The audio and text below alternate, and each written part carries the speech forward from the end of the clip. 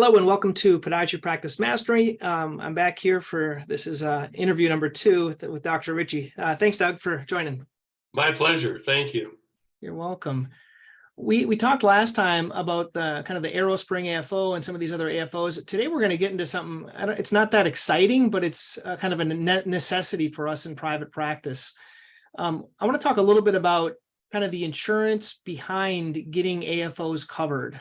We can talk about same and similar, some of these carve outs now that Hanger and other providers, pit orthotists are doing. So tell me a little bit about how the landscape is these days. Yeah, well, this is a great topic, and it's a little complicated, but I'll try to make it easy and try to make lemonade out of lemons here. Basically, when we talk about insurance, particularly with the Richie brace, we really should talk about Medicare, because most of the patients who require ankle-foot orthotic therapy in podiatric practice are older, and most of them are Medicare eligible patients. Now, to add further impetus to that, a lot of insurance carriers follow Medicare guidelines anyway when they develop their DME policies. So as Medicare goes, so do most private payers. In terms of Medicare, historically, Medicare has always said that the average or the useful lifetime of any ankle-foot orthotic brace is 5 years. And historically, they were pretty lax about allowing practitioners to replace an AFO in less than 5 years if the physician or supplier documented the medical necessity of why the patient needed a brand new brace, so to speak. The problem started, as often happens in medicine and in many things. You have a few outliers there who kind of ruin it for everybody. Mm-hmm. And in this case, we had a string of telemedicine crooks who online would recruit Medicare eligible patients and seduce them into ordering lower extremity braces online through telemedicine doctors who were unscrupulous. And these companies would provide a Medicare recipient up to 5 braces at once.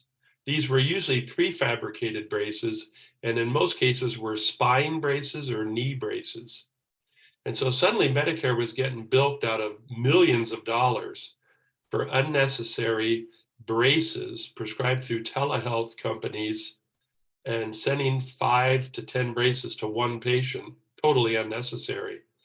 And so among the things Medicare did to try to stop this was go back and really enforce this 5-year policy, and also a policy that had been in place, which most of us never knew about, called same and similar, same or similar. And basically saying that any Medicare beneficiary who gets an AFO brace, whether custom or non-custom, they pretty much can't get a new brace reimbursed by Medicare for 5 years if it falls anywhere in the same or similar descriptive category. And if we look at that category as defined by Medicare, it pretty much covers all types of splints and braces you and I, Don, would prescribe and dispense in daily practice. It covers everything from a plantar fascia night splint to a highly complicated knee ankle foot orthosis. And so this started getting enforced about 5 years ago after the scandal and the embezzlement really of funds from Medicare by these unscrupulous carriers. And so give me the lemonade now, because I'm kind of sad. How do we get around it? How do we document appropriately? Not get around it, because I frequently get that, and so I know what I do, but what do you teach? Okay, so the bottom line is that a patient who presents to you, a Medicare, particularly beneficiary, is eligible for a ankle-foot orthotic if they meet the medical necessity for the brace as defined by Medicare, and as long as they haven't received a same or similar brace within the past 5 years. sometimes you don't know whether they have or not. You can't rely on asking the patient. And so what Medicare has made available is a physician portal through the DME MAC of the region you practice in. So Don, you can access the portal for your region of Medicare. It's quite easy. You register to access the portal, and once you've registered, you have access, I think, for up to 2 years. You enter the patient's information, and it will automatically give you a history of any DME device dispensed to that patient in the last 5 years. Mm-hmm. Now, there's two scenarios. The patient may have never received a device, so you now have the green light to go ahead and dispense a device, or they may have received a device within the past 5 years, which you should then check and see if it's on the same and similar list. And now you have to decide and look at that and say, is this patient about to get the exact same L code device, or am I prescribing a device that has a different L code? If the patient is going to be getting the exact same L code device, I can pretty much tell you the claim's going to get denied because it's falling within 5 years and it's exactly the same device. Medicare says we will refurbish that device and make it good as new, but we won't buy them a new device. And I think that's fair. Yep. The only caveat, which you probably know, is if they lose or gain a lot of weight or their foot changes position, like the Charcot breaks down more or something else like that, then I think they'll cover it. Okay, so, and by the way, all of this information is on the Richie Brace website. I've taken a lot of time. I've developed 2 documents which you can access at richiebrace.com. One document is a long narrative that kind of goes through this whole history, scenarios, and gives you links to the Medicare sites. And another document, which I think is really helpful, is just a simple flow sheet. And it basically is doing what I'm doing with you right now. It's going through the options. You go to the portal, you say, am I going to dispense the same L code device or a new L code device? Let's talk about the same L code device. The patient has a Richie brace, but they got it 3 years ago. And since that time, they've gained 100 pounds of body weight, or they have Charcot deformity that has progressively worsened. And the deformity is different today than it was 3 years ago.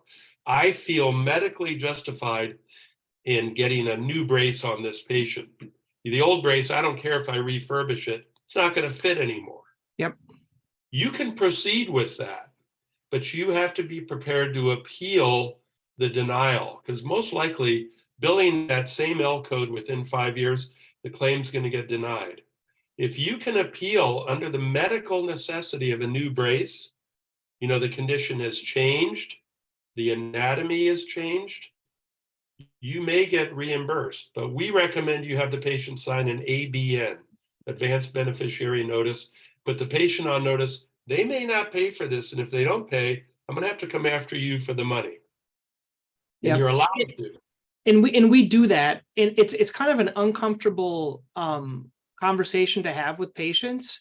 But I have to tell you, you're going to do a lot more braces if you get used to that conversation, because Yes. And sometimes I'm just the type of guy, I might only charge them, you know, the price of the brace versus everything else. You might write off a little bit of it. I don't know if you can or not.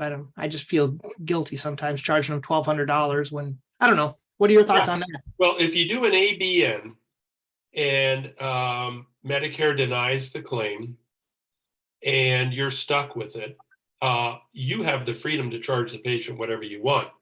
I think, Don, it's very appropriate to charge them the invoice fee that you pay to the lab, plus a quote handling or whatever your time is worth. Yep.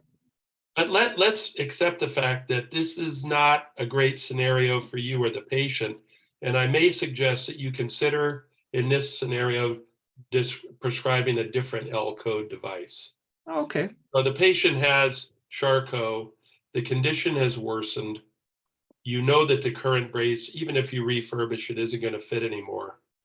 Why not consider prescribing a different L code device? If they have a standard Richie brace, move them into a gauntlet style device. or maybe move them into the AFO spring or move them into something else. But I would certainly do it based on medical necessity as well. You don't just pick a device out of the blue. You might carefully evaluate, would a different L-code device work as well or better? And in that case, Medicare is obligated to pay for it if you can justify it by the medical necessity. It's a different L-code device because the condition has changed. It's kind of hard to justify to Medicare when a medical condition has changed, why you're going back and prescribing the exact same L-code brace. You know what I mean? I totally get it. That makes perfect sense.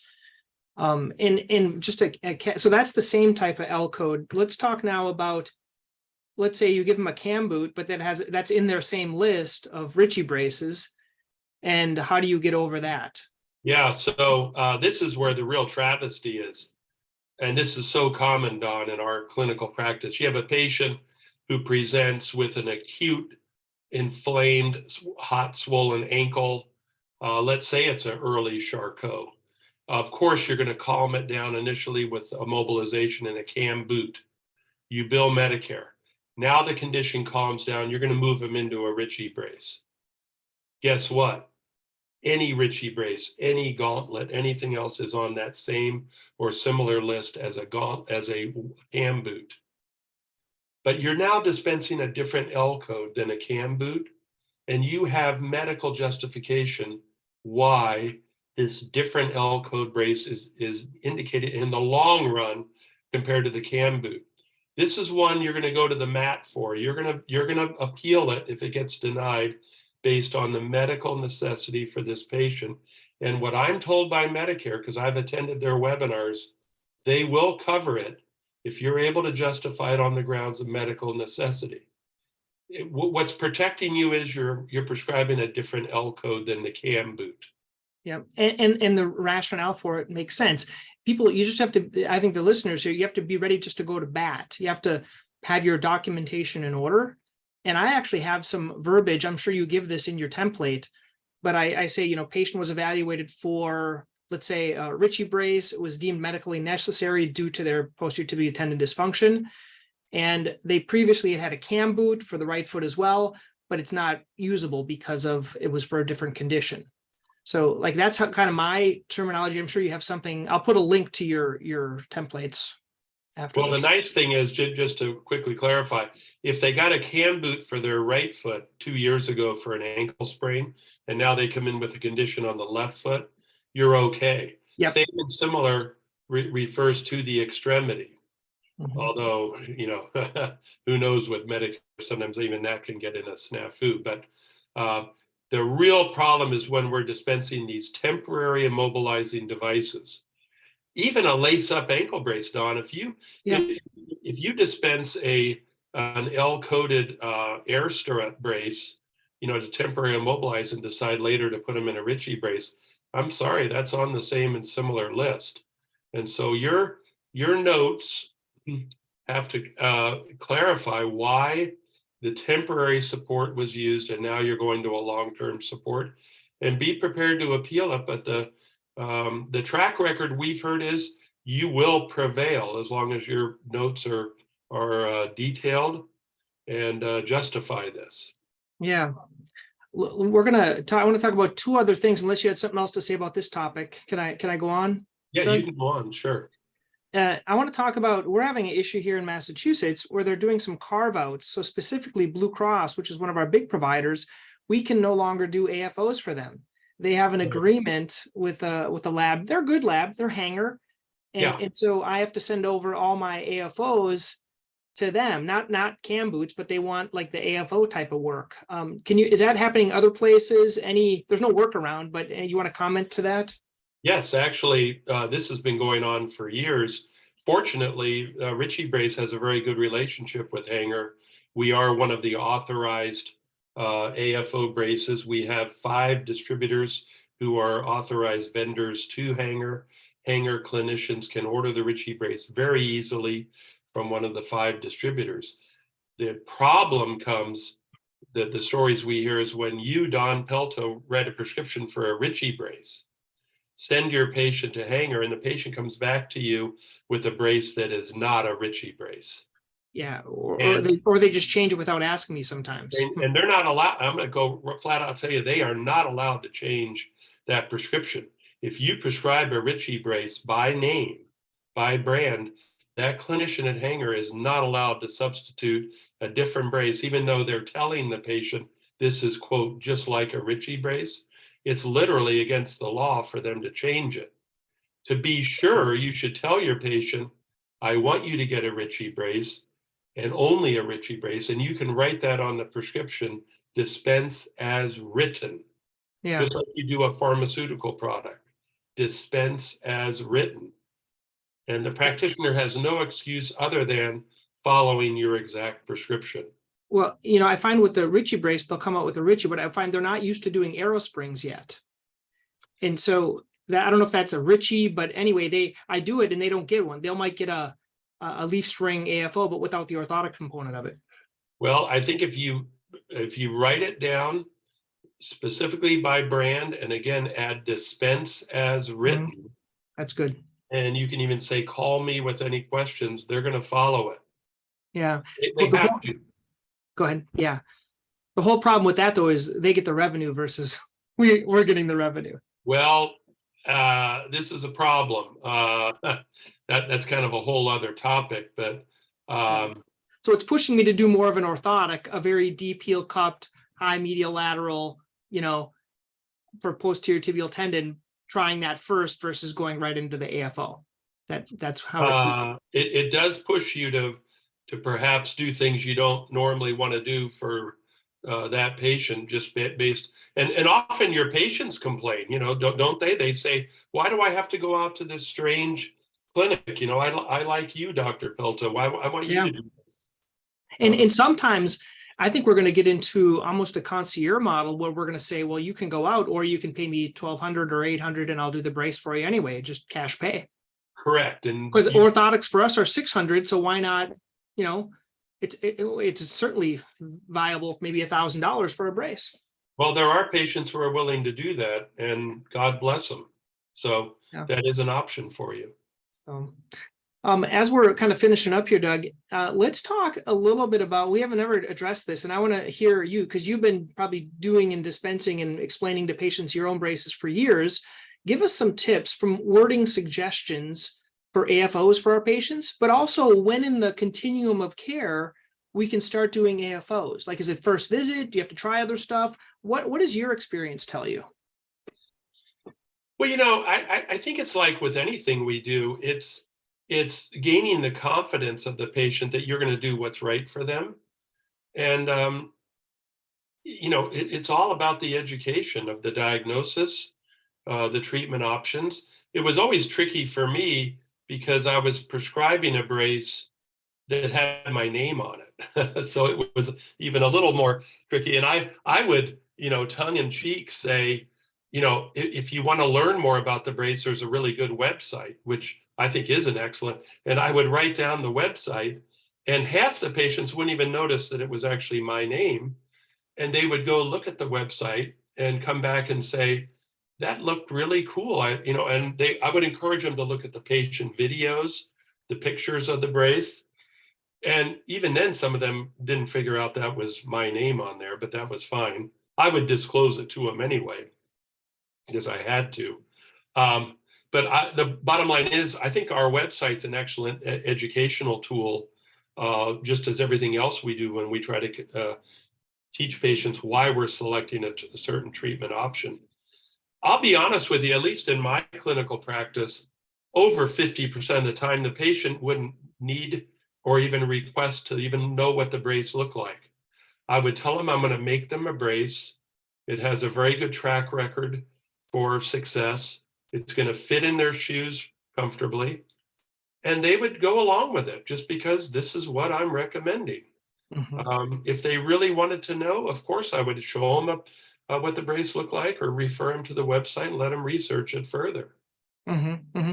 And in your practice, is it normally posterior tibial tendon dysfunction that you're using the braces for? Is that the majority, like 80-20 type of thing? I would say 80%, yes, Don. It was for posterior tib dysfunction. as it is for every podiatrist across the country. Yep. And then how about in terms of the workup? Let's say cam boot first, ice if it's really bad, one icing, anti-inflammatory, shock wave, things like that, and then the AFO, or AFO day one. And well, it's kind of funny. I have a whole lecture on this, but I think our obligation as a clinician to gain patient trust from the first visit, we have to address their pain and their disability to gain their trust. And when they present to you in pain, I think we have to do something on that first visit to calm that down. And a cam boot is an excellent way to calm down the pain. And if not, a strapping procedure. And if we don't do that, we can often lose the patient, because it takes 2 to 3 weeks to get that AFO back by the time you do the casting. Number two, I rarely casted the patient for a Richie brace on the first visit, just because often they were in edema and again, disabled with pain. I want to calm all that down. I can get a better cast and impression of the foot and ankle when the edema is reduced with a cam walker boot, using that for 10 days to 2 weeks, and then cast them for the brace. Okay. And what if they say, Dr. Richie, is this going to fit in all my shoes? Like you have a 35 or 40-year-old female. Well, this is all part of the education. This is a whole lifestyle change, Don. You got to explain to them the gravity of the situation. And I don't care what you're putting in their shoes. Most of the time, they're going to change their shoes anyway. I mean, they ended up in your clinic because something isn't working. And part of it is the shoes they're currently wearing. And if you want to put them in a 35 millimeter heel cup, super corrective foot orthotic, they got to go into the same style shoe as they do a Richie brace. It's going to be a lace up Oxford style shoe, usually an athletic shoe, worn during the day with the brace or whatever other device you're going to dispense. But if they're not willing to make a lifestyle change with their shoe, there's no point in even going forward with the Richie brace. I agree. I think shoes can be a challenge. Having that discussion, you have to be straight up front with them. Absolutely. Yeah. Well, great. I think we covered a lot here, Doug. We've covered the same and similar and some of these other things. So this was a great interview. I appreciate your time. And the website is richiebrace.com, and I'll put a little link underneath here as well. Okay. That's great. Just go to the coding and billing section on that website. It has obviously the codes for all the Richie braces, but a lot of information about Medicare and same and similar policy. Great. Thank you so much. You're welcome.